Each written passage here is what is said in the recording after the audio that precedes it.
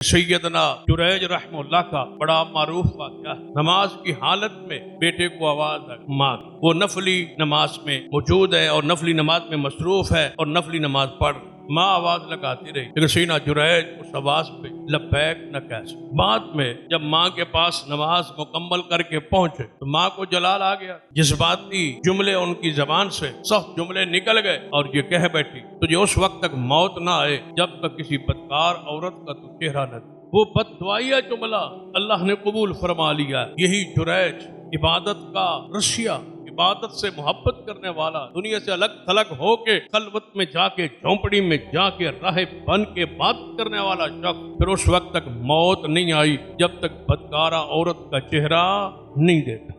ماں کی وہ بددعا لگ گئی، نیکوکار ہونے کے باوجود، ولایت کے درجے پہ ہونے کے باوجود، اعلیٰ ترین شخص ہونے کے باوجود، عبادت گزار ہونے کے باوجود، والدہ کی دعا انہیں کھا گئی۔